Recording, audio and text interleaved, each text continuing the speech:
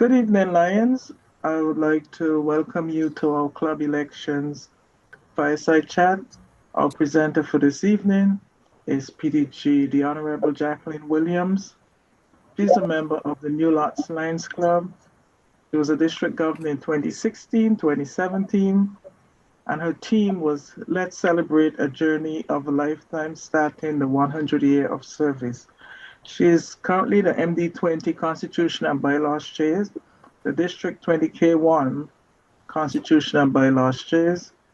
Jackie has served as the presenter. She's a certified Lion certified instructor.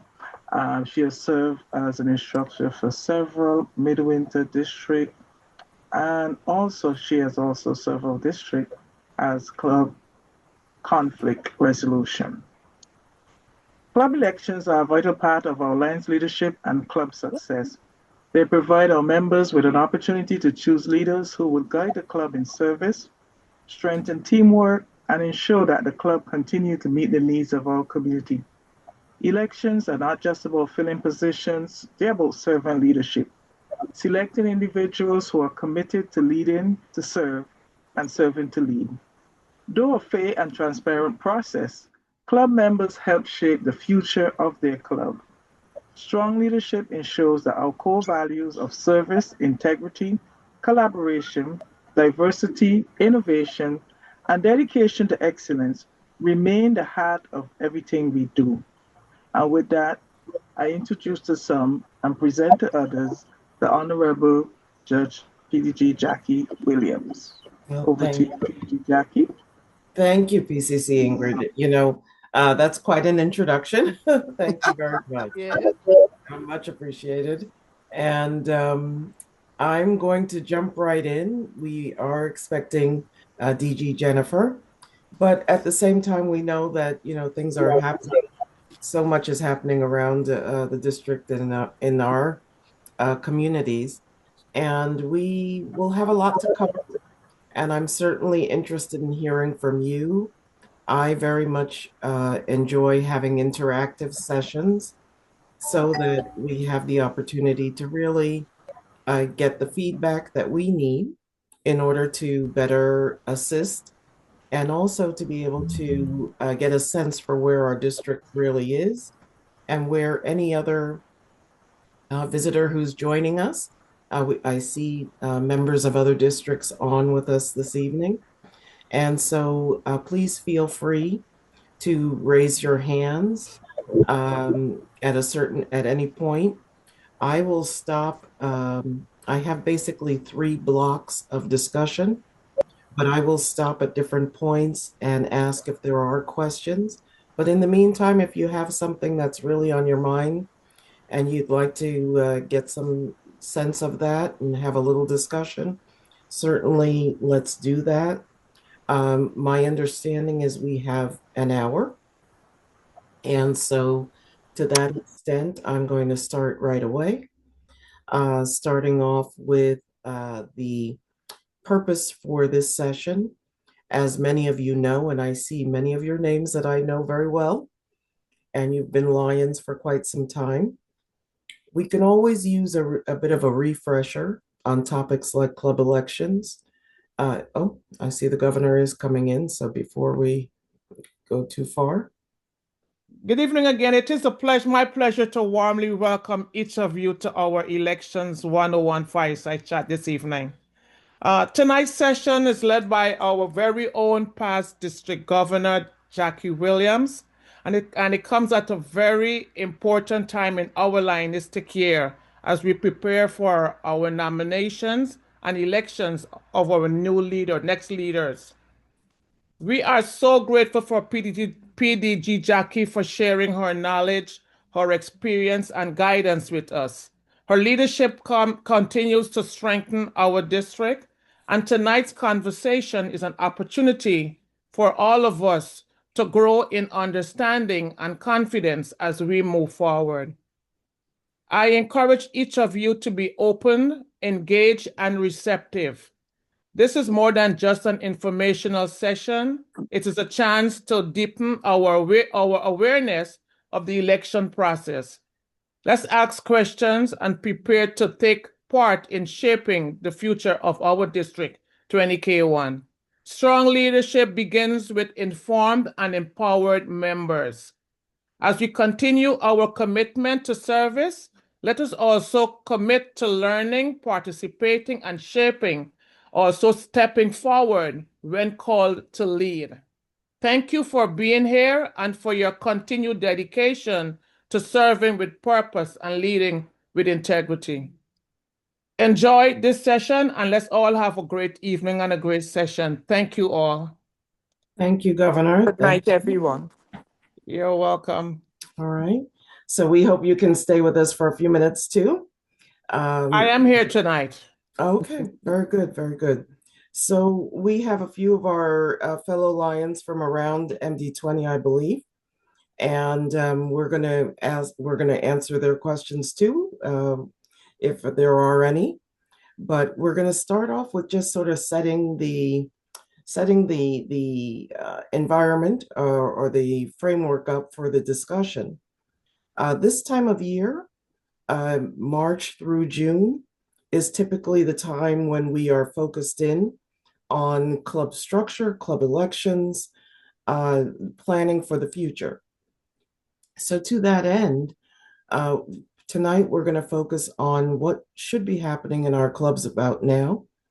For those clubs that have met already for the month, you certainly would have been discussing your nominations process and selecting a nominations chair. Hopefully the president has selected someone in your clubs to lead that effort and to establish a committee that will handle the nominations process.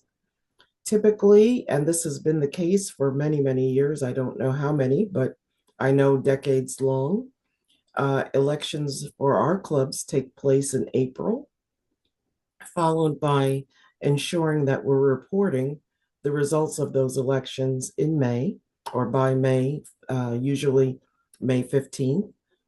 And then the follow-up, as in our district, has been that we would hold our club officer training for the incoming officers of clubs in June.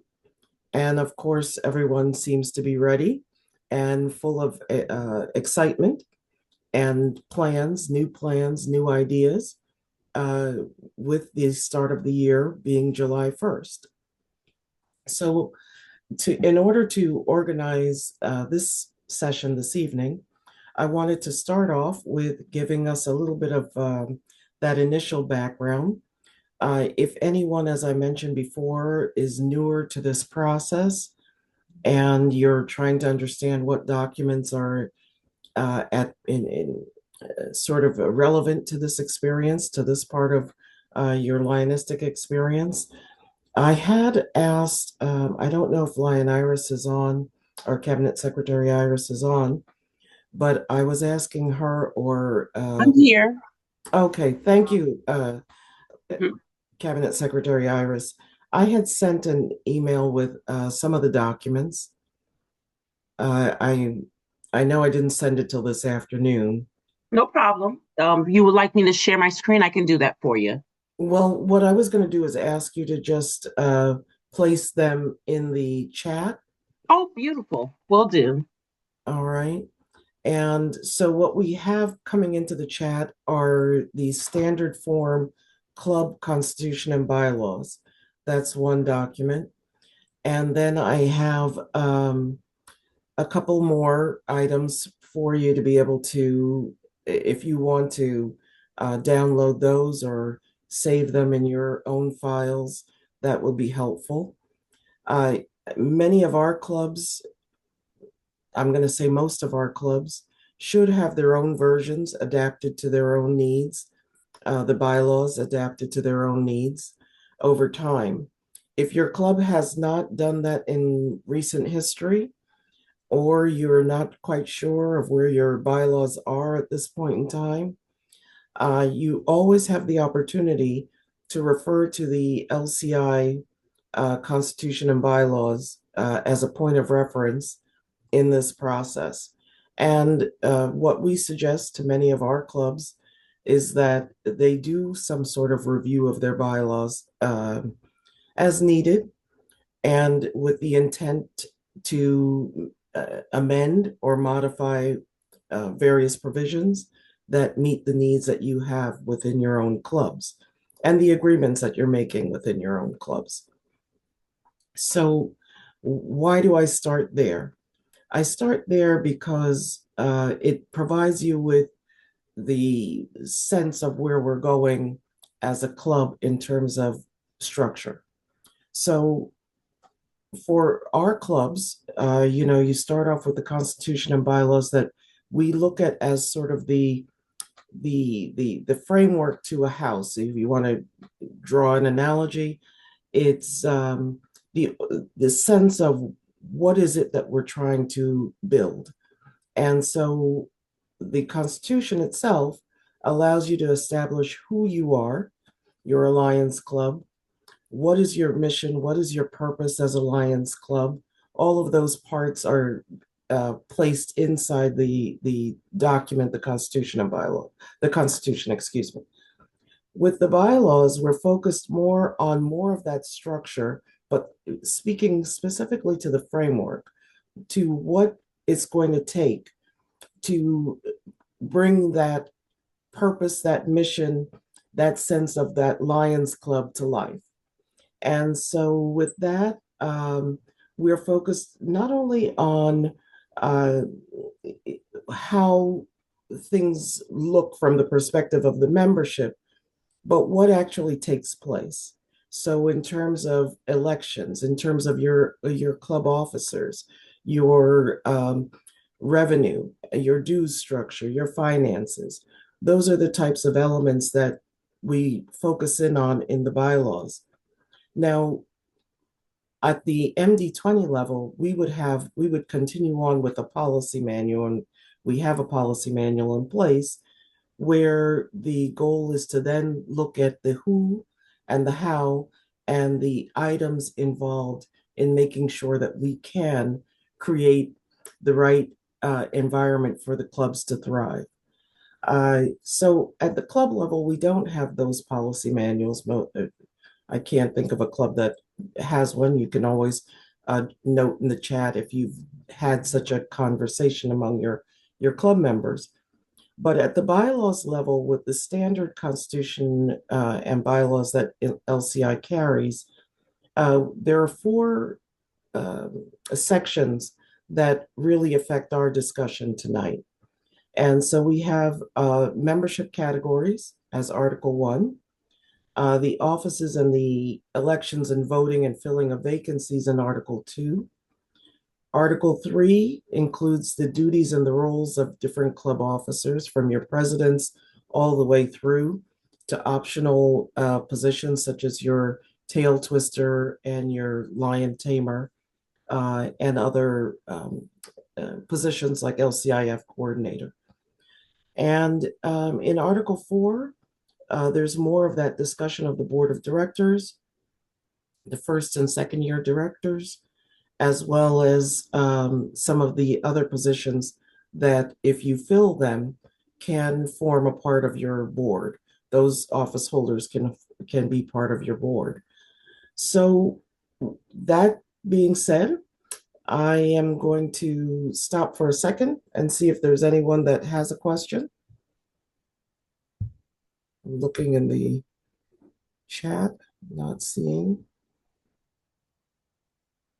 Okay, so for us to continue on in the discussion, we'll talk for a little bit about the elections process itself. As I said before, at this time of year in the month of March, your clubs would have selected your nominations chair, and your nominations committee would take would start to work on establishing a slate for your club to be presented to your club membership. Now, in the standard form, and if your club has a different outlook on this, that's up to your club in terms of how you've managed and what you've agreed to. and amended your documents to include. But in the standard LCI form, they speak to the election of a president, vice president, and sometimes we have multiple vice presidents, the secretaries, the treasurers. Some clubs have assistants in those positions. It also speaks to the board of directors, the marketing chair, the membership chair, and the service chair. So the document that's now on the LCI website is the 2526 version, and that is reflecting the fact that the lion tamer, the tail twister, are no longer necessarily a required elected position, so to speak. They are optional. They're listed as optional positions. However, in terms of LCI's perspective, the marketing chair, the membership chair, and the service chair are now included in that list of officers that you should be seeking to have as part of your membership and leadership team for the upcoming year. Your board of directors would include not only the first and second year directors, but also those optional positions that I just mentioned, the tamer, the tail twister, LCIF coordinator, your program coordinator, your safety officer, if such a thing is needed, a Leo chair, if you have a Leo club, and any other designated elected directors or chairpersons that your club may choose to want to have. That being said, some clubs, and I'll ask if there's anyone that is here with a bylaws that you do have any particular committee chairs or positions that you do include in your board. If anyone wants to add a comment or two.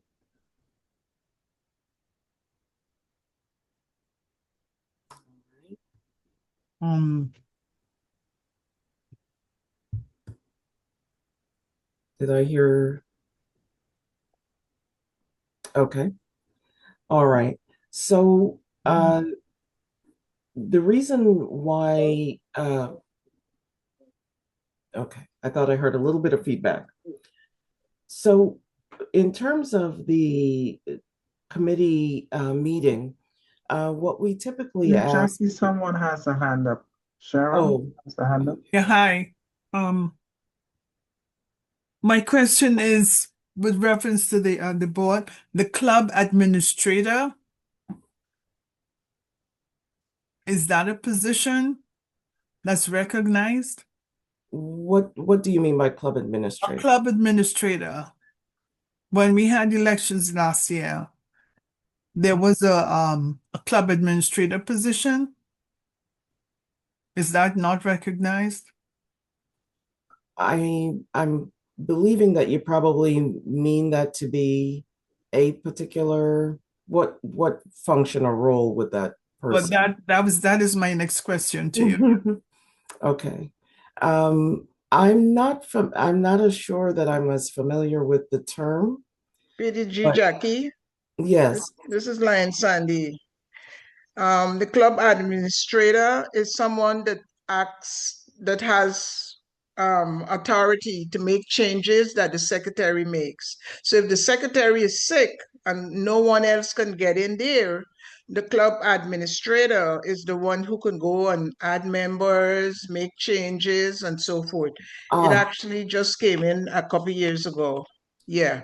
Okay, so in the document that's on LCI's website, that is it speaks to IT as a role, as a position. In the club standard form that's online, it speaks more to the term of IT in general. So within that, I would imagine that you could have that role established. I wouldn't see why not. Is there a particular aspect of the role that you're speaking to, Lion Cheryl? No, excuse me, I was a bit tardy in finding out. I have been trying to find out what is the role of the club administrator. Okay. So from the perspective of what I'm understanding and from what I'm understanding of Lion Sandy's explanation, if you have for many clubs, existing clubs here, perhaps that would have fallen to an assistant secretary to manage the portal, so to speak, or to manage the input into the databases, if that's what I'm understanding of Yes, what's being PDG described. Jackie, if I may explain. The club Mm-hmm. administrator is similar to the district administrator. So the Mm-hmm. club administrator, especially for clubs like who may have president, secretary, service chairs, who are not able to access the portal, is not an elected position. The Right. president can appoint that person to be a club administrator to go in and help the secretary, president, or service chair input that information into the portal, similar to the district administrator, that the governor appoints that person, and that Mm-hmm. person can go in, make changes for officers, etc. on Okay. that level. So that's very dependent on the technology then. Yes, it's in relation to technology and the technical skills available to the club during that particular year. It doesn't mean it has to be every year. It's Mm-hmm. not an elected position, but an appointed position by the president, depending on the skill sets of those club officers. Okay. Thank you. Thank you. Hello. Is that helpful, Lion Cheryl? Sorry, yes, it is very much. Thank you. Okay. Does your club currently have that position?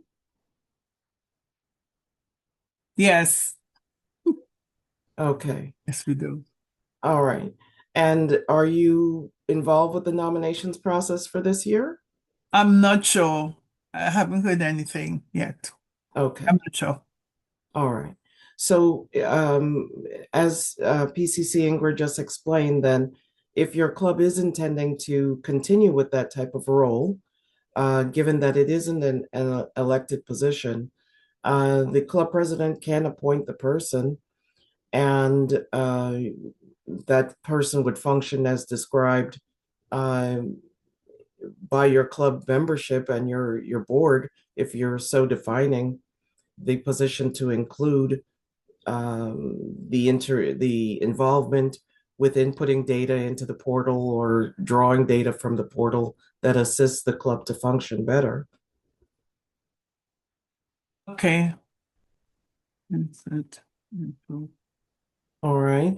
And as I said before, some clubs have a position of assistant secretary. Again, oftentimes not. It can be an elective position, but it also doesn't necessarily serve as an elected position either.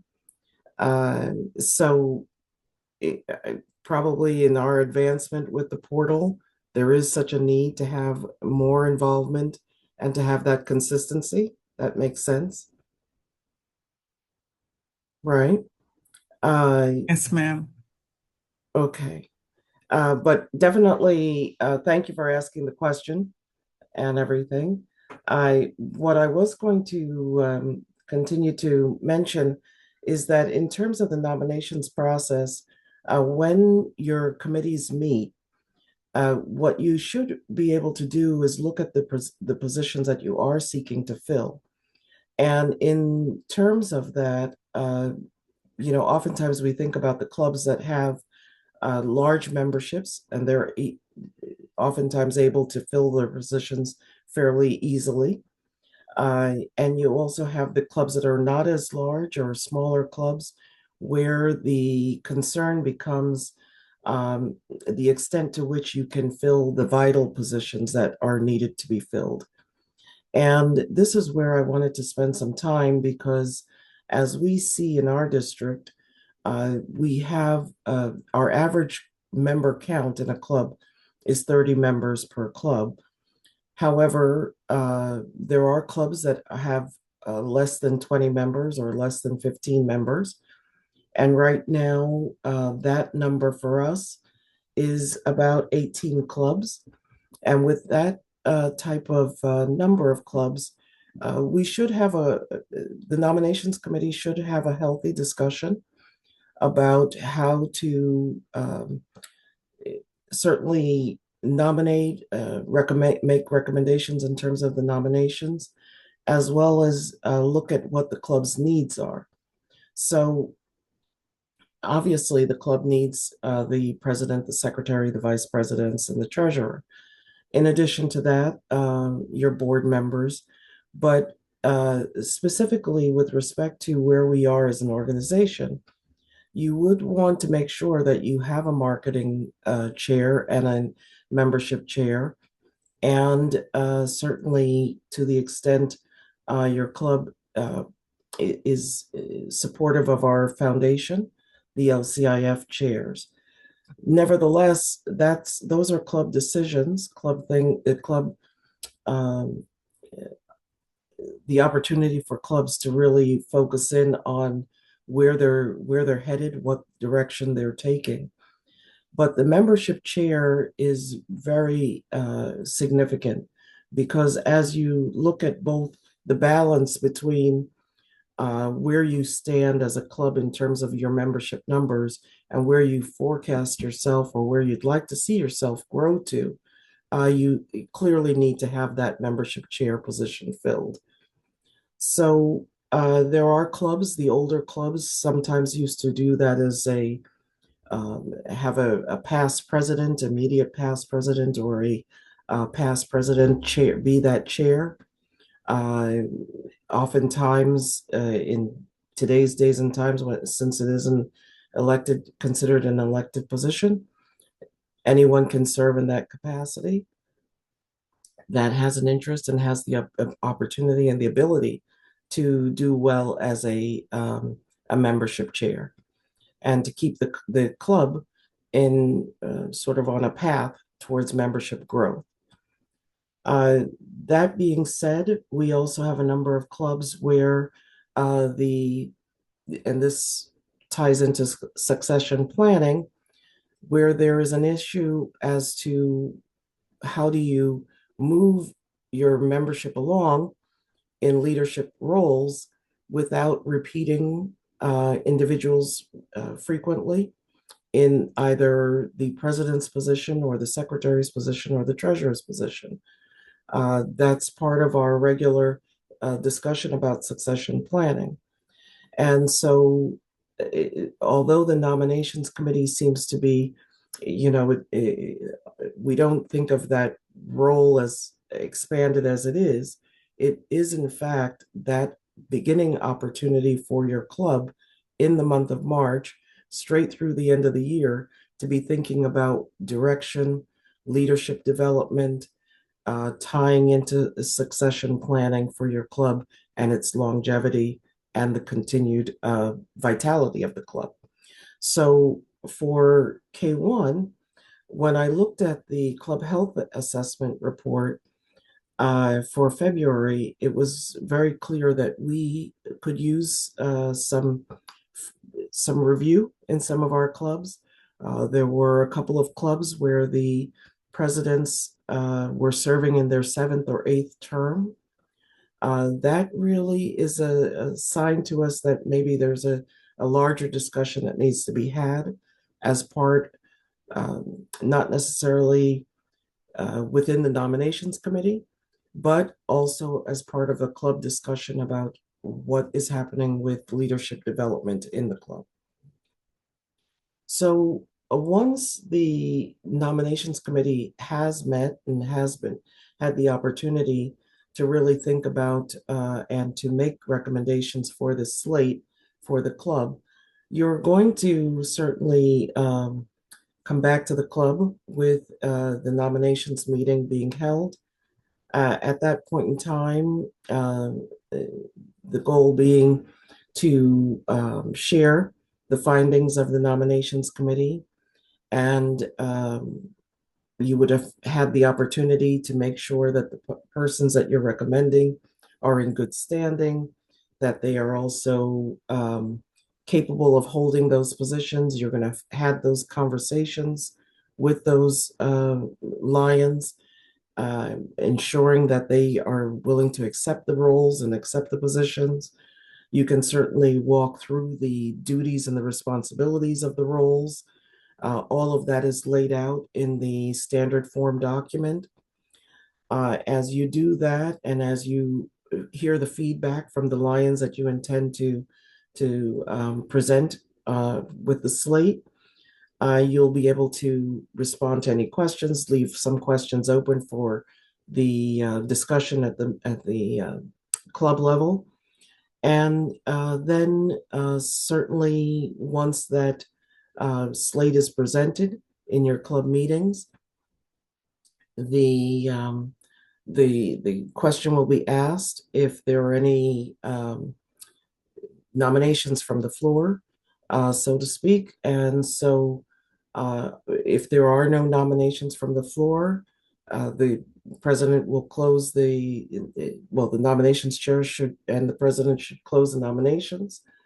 If there are nominations from the floor, you'll have those nominations from the floor and the seconding provided to all present. And of course, you're setting up an election date or election meeting date.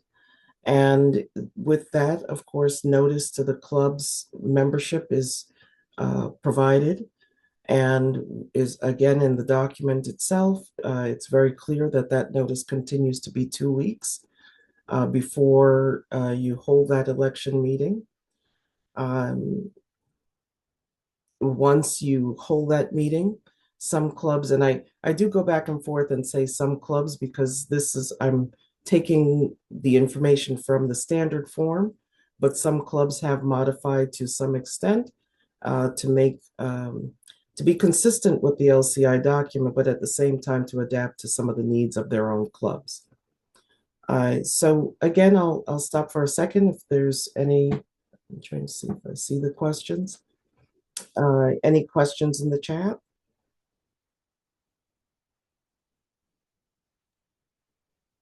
No? Okay. Just Lion Jocelyn. Yes. Question.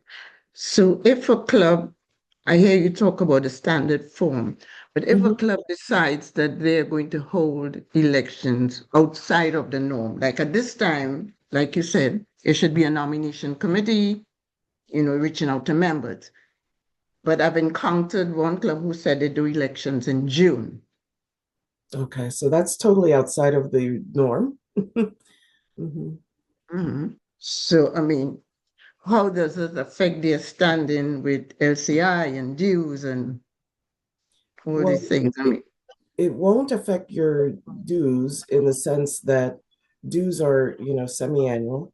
So in July, the new year begins and the dues cycle begins for that new year. In terms of LCI would like to see the new leaders of the club, the new club officers, the new directors reported in May. And it also, from a local perspective, our incoming governors would like the information so that they can start to assess and assemble the directories as well as the information for their structure for their year, where they're looking to pair their clubs up with the zones and with the other leaders in the district. And so you should be following that cycle.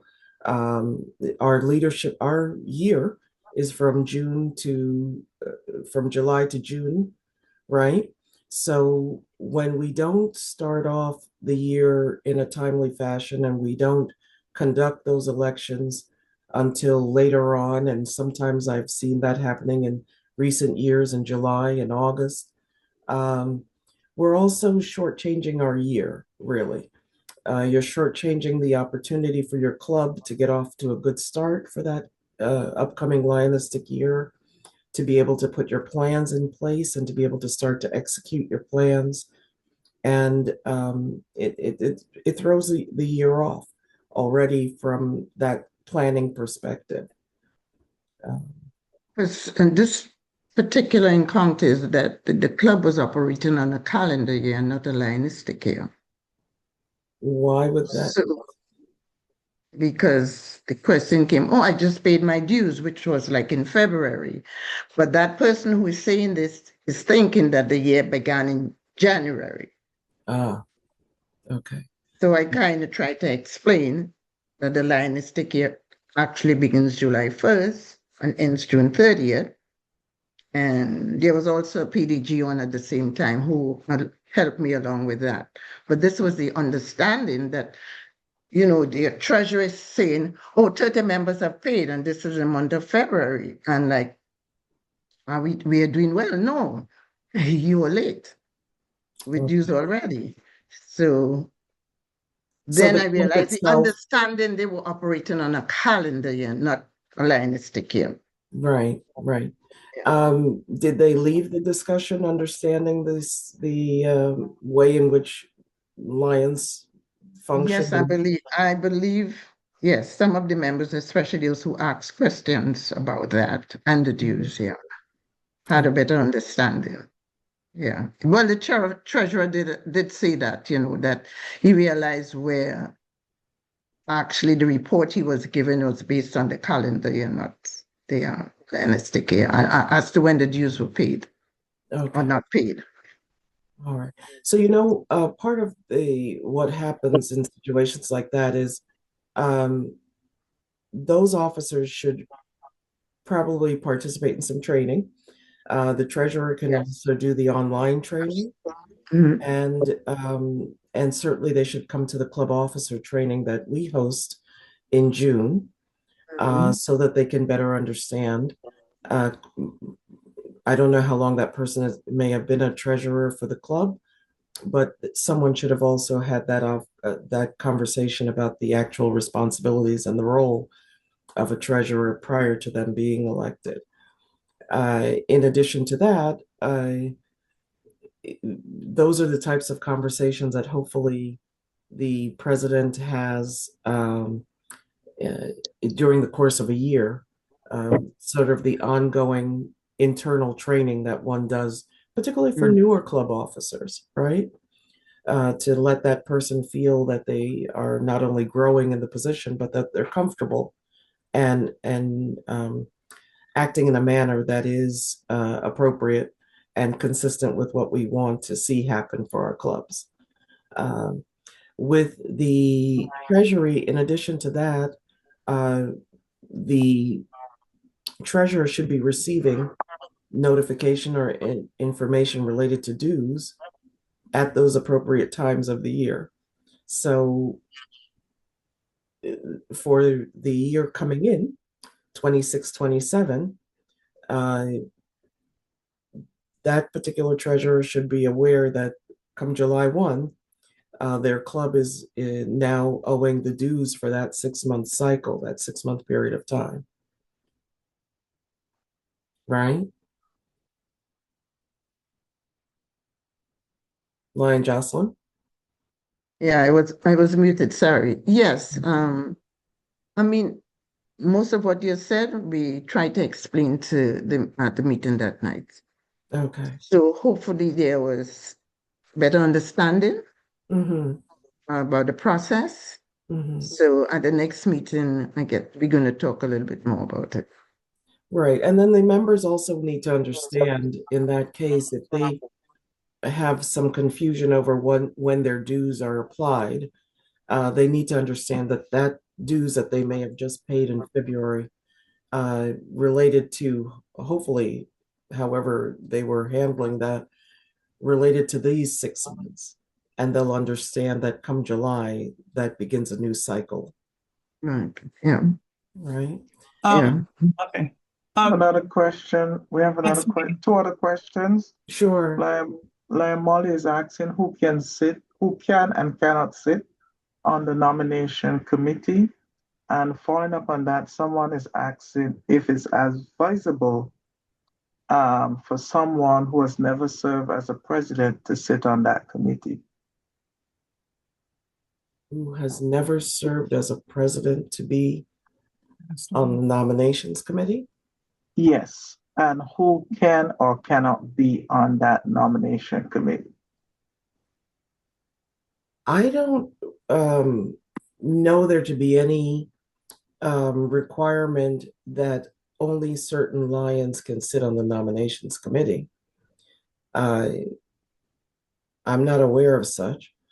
In terms of your club's comfort, you within your club, you're going to know who has had enough experience and is knowledgeable about the club's functions as well as the membership and the roles that need to be filled with respect to your club offices, such that you would want individuals that have a good understanding of the club to sit on that nominating committee. But unless you are stating in your bylaws that you only would prefer to see certain individuals or certain office holders sitting on that, not your president, of course, but other office holders sitting on that nominating committee.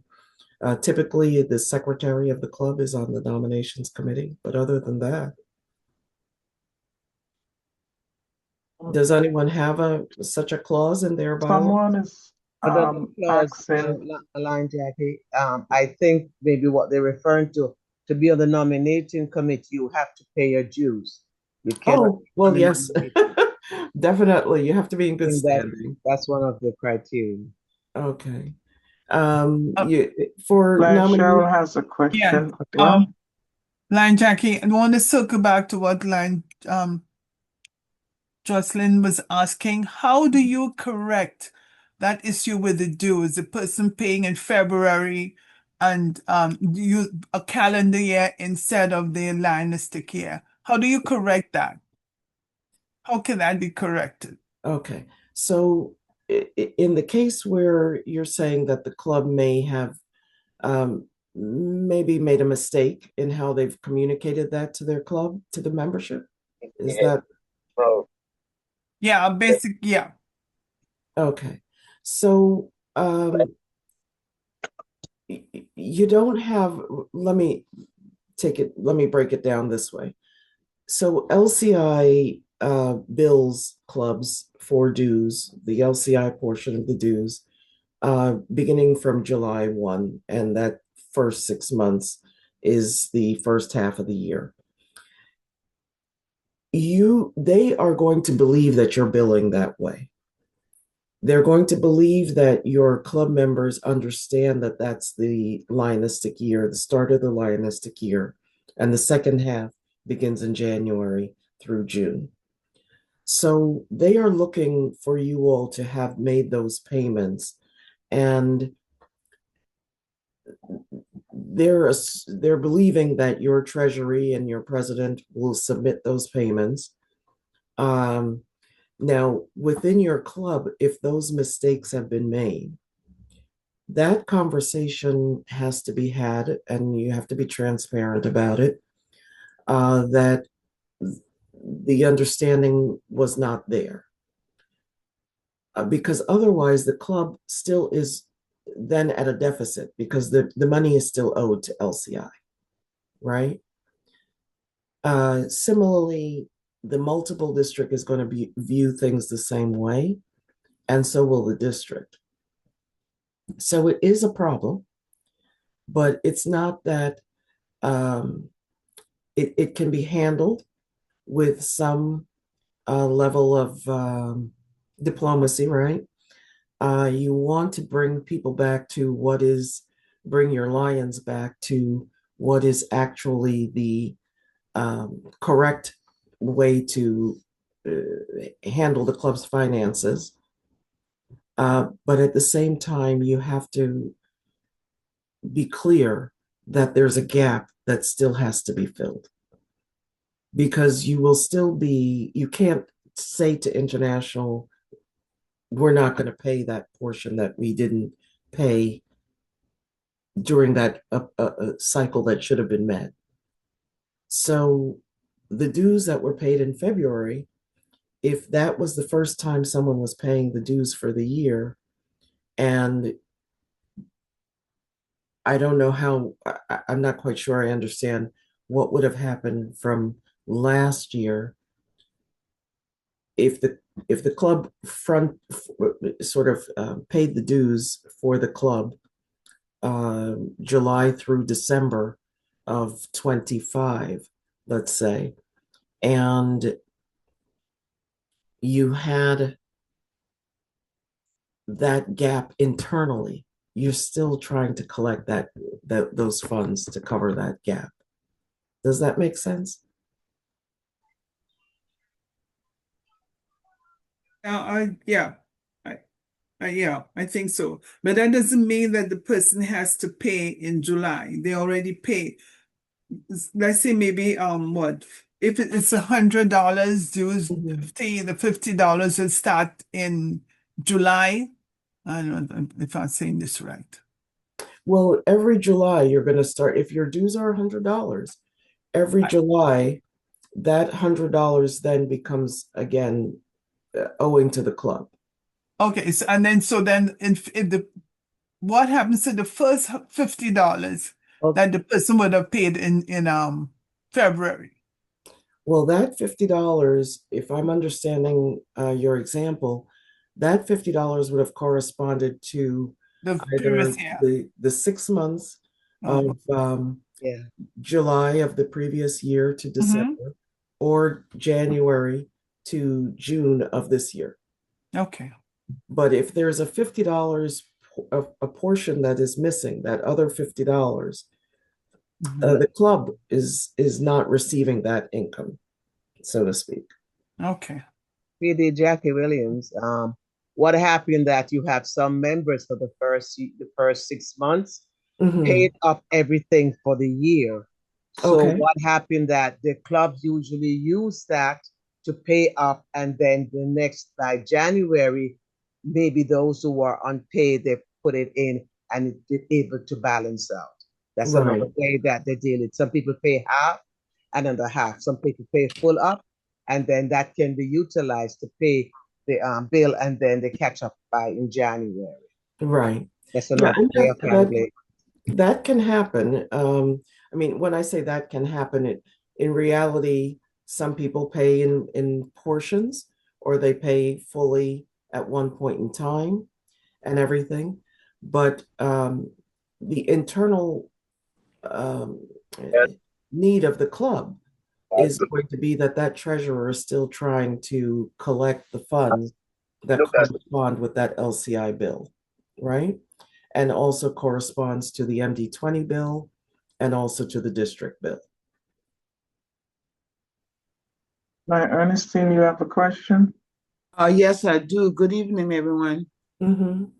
My question, all dues are due July the 1st. So anyone that's paying any other part of that year, wouldn't they just be paying the prorated amount for that period of time so that nothing is carried on? Like, okay, your dues are due July the 1st. Right. I have joined this club in January. So wouldn't I just be charged the prorated from January to July? At that point, yes. But I think the example that was being presented was for someone that's been in the club, and they're in the club on July 1. And so, yes, they should have an expectation. Let's say we'll use $100 of their dues being $100 for the year. Some clubs are very much comfortable with allowing their members to pay $50 the first half. Well, my particular club, we do that proration things, but we also have, I don't know if it's in our policy or not, because I haven't checked the policy lately, but we do offer a payment plan of 6 months, but we've never had a problem with that. And we do have members that pay every 6 months, and there's never been a problem with that. Right. And when someone coming in, everything is just prorated.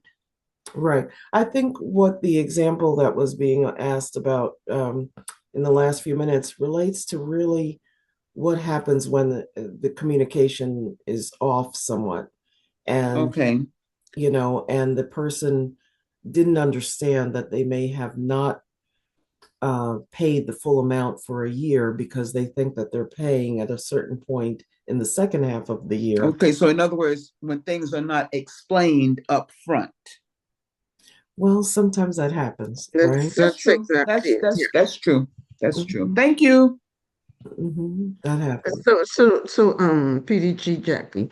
So Mhm. with that person who paid in February, they actually thought they were paying on time, in time, because the year actually began in January in their head, or what Right, was told to them. They didn't right, realize they were very late in making that payment, or they should have been on to their second payment at that time. right, right. That's an So internal issue that you yeah, know yes, some training and some yes, explanation can take place with the club officers. Um, yes. but you know, in order to make sure that there's no hurt feelings and no um, sort of misunderstandings, it really should be an open an open conversation, not specific to the person per se, but specific to the idea that let's make sure we understand dues starts for the Lionistic year of July 1. There's two halves of that, if you want to look at it that way. July to December and January to June. Um, and, you know, we, on the MD20 level, this becomes relevant to how clubs vote at the state convention and the timing of that. You know, the dues have to be paid by a certain time in order for clubs to be eligible to vote at the state conventions. So it's very relevant at this time of year, you know. Yes, that was all brought up at that time. Mm-hmm. Yeah. Lyons, can you hold your remaining questions? Jackie is running out of time and she only did Oh her my first goodness. thing. Yeah. Oh my goodness. We're Okay. focusing on Jews and club officers' role, and we need to get to elections back on track. Okay. I'm just trying to get her back on track that we get this going. Okay, very good. So thank you. So once we have the slates presented and you have the opportunity for nominations from the floor, sometimes you have nominations from the floor. Sometimes you don't have those nominations, and so you may have the slate basically accepted as is. And with that, you have your election date scheduled, your election meeting date scheduled, your notice, your membership is aware of that timing for that meeting. Many clubs will cast one vote, usually by a secretary, to adopt the slate. Consider that slate to be the official representation for the club officers for the upcoming year. Otherwise, you might hold limited elections for the positions where there are contests. Again, majority voting. And so, and to the point about good standing, yes, your members that are voting and certainly a candidate should be in good standing in the club. The Article 1 of the standard form goes through the membership categories, meaning that if you are a active member and you're voting and you're in good standing, of course, you have all the opportunity to vote. There are categories of membership where the opportunity to vote may exist at the club level, but and I'll use the family clubs, for example. Your delegate count for MD20 may be different because the delegate calculation is different at that level. Those Because of time, I'll suggest to you that you take a look at that. I'm not going to delve into MD20, the delegate forms that you've received in your clubs for MD20 for this year. But what I would suggest to you is that if you do have questions, you can always call the state office as to how your delegate counts are calculated. But on the club level, life members vote, and active members are voting, and so even privileged members are voting. All of that is defined in Article 1 of the bylaws on the standard form. With the second point being the positions that you're filling, we discussed that a bit in terms of those specific club offices.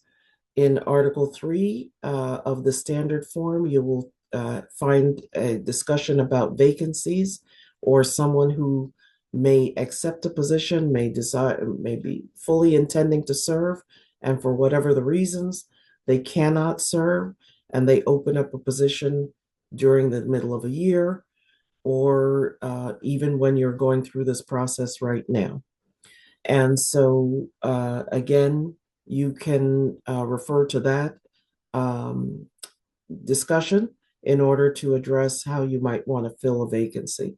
And, typically, of course, we don't see it very often, the president, if a president is unable to serve and the vice presidents are unwilling to take on the role or take on the position, then definitely you may find yourself in the need, having a need to fill that position and have some other form of, have another election take place.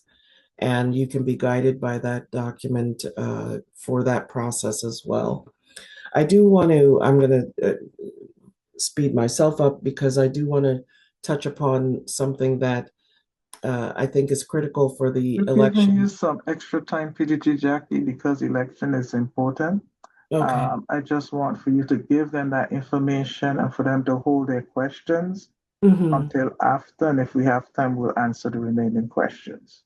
Okay. So you could go ahead with your election process. Okay. So after your elections are held, as I noted before, you definitely need to input the information into the portal. This is where it sounds like that club administrator would be very useful and can input the information. The district governors that are coming, your incoming district governor, of course, will have access to the information, be able to draw down the information for the purposes of creating the directories, as well as for other needs to structure plans and committees and activities for the district for the year. Similarly, your club in post-election behavior or post-election activity, and I would suggest this in June, it's a great time, it's a great opportunity for you to focus in on club health. So specifically, I speak to the fact that in recent years, we've heard a good deal about clubs having struggles with filling certain positions, members not wanting to step into certain roles or certain leadership positions. And so sometimes that struggle means that you can't fill a position. When that happens, the default shouldn't necessarily be to repeat an existing officer. You may find yourself in that predicament, but what should be the goal is to start thinking about how do we plan for that not to be a frequent occurrence. How do we get people to our alliance to be comfortable taking on new challenges, taking on new roles? Is it an issue of time? Is it an issue of being clear on what the responsibilities are of a position? Is it the actual position itself? Is it a lack of comfort? because, and specifically with smaller clubs, you're not going to necessarily, if you think about things in terms of the long-term impact of just bringing back members year after year into the same positions and not trying to figure out how you can either develop some comfort and add more training within the club, or work on the membership growth aspect such that you help to bring in a couple of newer members at a time when you can think about ways in which you bring people along into new leadership roles. You're ultimately diminishing the capacity of the club to be effective. And so from that perspective, it's a very critical time for our clubs, not only the elections themselves, but what you do with those new club officers, as well as what you do in the event that you're struggling to fill the positions within a club. And so we have officers training scheduled this year for June 6th. We'll certainly have all of the officer positions, have sessions regarding all of those different offices. We clearly recommend that our club officers do the online training. You can access some of the information, even through the elections process, if you want your current leadership to really walk through what is the role, what is the responsibility of a president, a secretary, a treasurer. Ask them to stop and have that discussion. Ask them to go through what is best practice in our club versus what are our bylaws reflecting versus what would we like to see happen. And to that extent, you're just being very realistic, because one, you don't want to impact loss of club members. We certainly are trying to retain our members. Number two, you are hoping to develop new leaders. Number three, you need those skill sets, and you cannot afford to have lions serving in numerous capacities, causing burnout. And you also certainly want to ensure that with respect to the actual roles in the clubs, that you're matching the skill sets of your existing members. So that being said, I always talk about doing retreats in the month of June so that you can focus in on not only the members that you've just elected into certain positions, but also focus on what you anticipate as your future activity, whether that means taking a look at your plans for the upcoming year, taking a look at how much training you're doing internally within the club, taking a look at membership goals. As I noted before, the membership chair, you need to make sure that you have a membership chair in place, that you have a membership goal in place. All of that, to the extent you're doing it in June, you enable your club to really start off with a fresh start in July. And that is, by itself is a best practice, because you really want to use the time starting in July. I know we talk in our district a lot about taking the summer off, but International doesn't take the summer off. And we typically can meet at least once a month in the summer. If you even want to have a lighter schedule in the summer, all of that is all well and good. But in terms of meeting the goals that you set for your club for a year, you really do want to be operational and be functioning. I'm going to stop here for a second and I'm going to ask if there are any election-focused questions that you have at this point.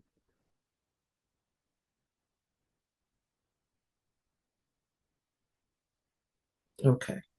Even PD Jackie, I have a question about the membership committee. In the past, I said it had to be a 3-person member for the membership, but like I'm just finished doing our nominations and I have just the chair. Right. So can just the chair work, or it has to be 3 people? We still would recommend that you have a 3-person membership committee. Okay. Your chair should be identified, though. Right. Right. Yeah. And if position for like first vice president, second vice president, would you suggest a new member take that position or not? I don't see, it a lot of times it depends on who that new member is. Has the new member been involved? Are they attending meetings? Are they engaged in the activities of the club? As we look at membership nowadays, because we are trying to focus in on newer lions and newer leaders, potential leaders in our clubs, a person who joins a club that gets very involved and is seemingly understanding the different aspects of the club's activities and vocal and participating, maybe your club is ready for some newer input, right? Thank you. We just finished a series on membership, and I think that rather than automatically say that that person cannot serve in that capacity, I think we look at the person to see if that person might meet the needs and have the skill set to take on those types of challenges. Okay. Right? Okay. Thank you. You're welcome. You're welcome. Are there any more election-related questions?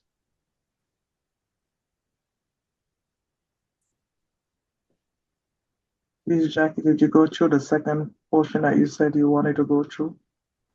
Yes, I was just wanting to focus in on the post-election activity to get ready for the new year.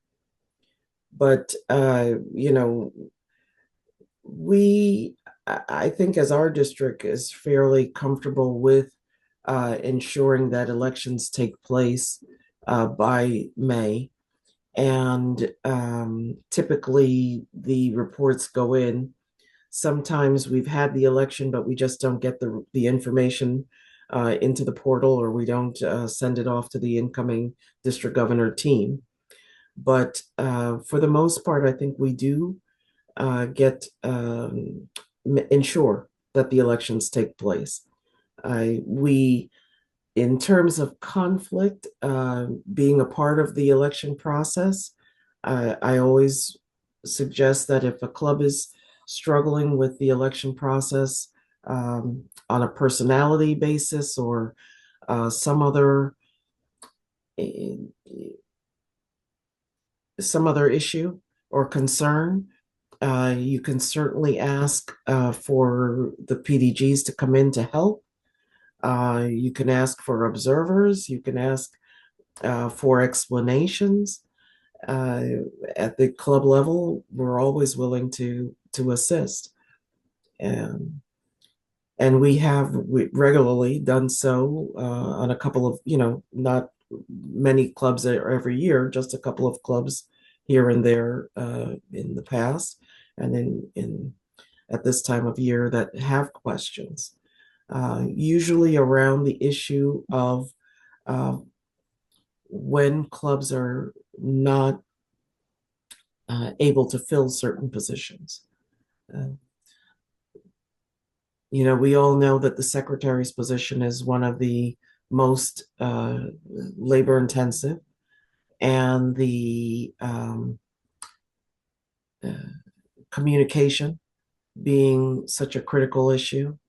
And so ensuring that whomever sits in that role or sits as an assistant secretary is able to keep members of the club informed and aware, and has that type of time and commitment is critical. The Treasury, again, ensuring that someone is comfortable creating reports, being able to make sure that the club's finances are always available and that there is transparency is critical as well. Sometimes we do not use the vice presidents in our clubs as we should. Not only are they oftentimes considered to be in leadership training to become presidents of their clubs, but also in terms of helping the presidents to be able to manage committees within a club. I didn't talk as much about the board and the optional positions, but I know that most of our clubs continue to enjoy having a tail twister, having a lion tamer, having the role of IT filled by someone with those skills is really excellent. The marketing chairperson clearly is needed nowadays with the type of environment we live in and with the emphasis on visibility. So most of this goes back to, it's not just March through June. It's really about how do we continue to educate ourselves in our clubs and how do we continue to train within the clubs so that when you do hit March, April, and May, you have that sense of comfort among your membership so that people will feel they can step up and take on those responsibilities. And I would hope that that seems reasonable and makes sense as well. Thank you, PDG Jackie, for your presentation and your insight. And if there's no further question, I thank you guys for joining us tonight. Tomorrow, we're going to be back with a presentation on glaucoma. On April 30th will be our final on LCIF. This year, we have not reached, we are a little over half of our LCIF goals. We really need your support.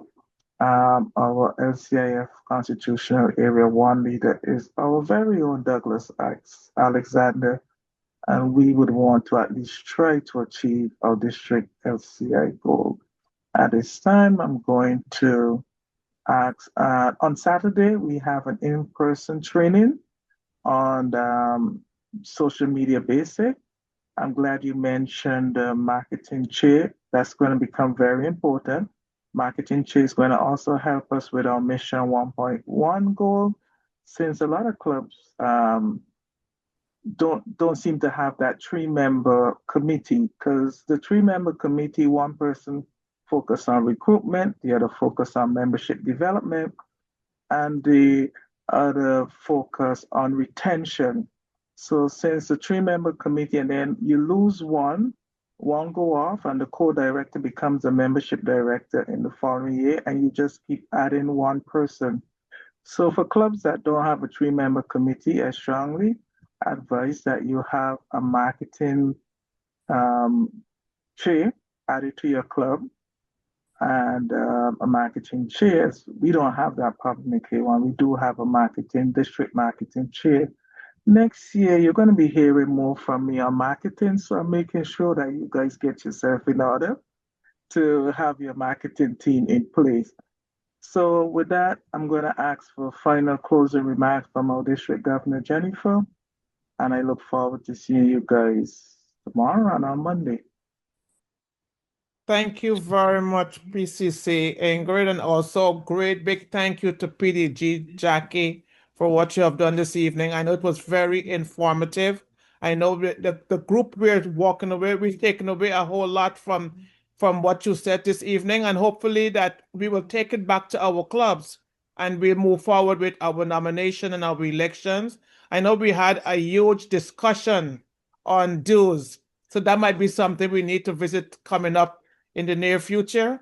But thank you again tonight for all that you're doing, and thank the members for taking time out of your busy schedule to join us in this informative session. Have a great evening all, and see you tomorrow on our glaucoma session where we have Dr. Harden. He'll be here to discuss glaucoma for us. Thank you and have a great evening.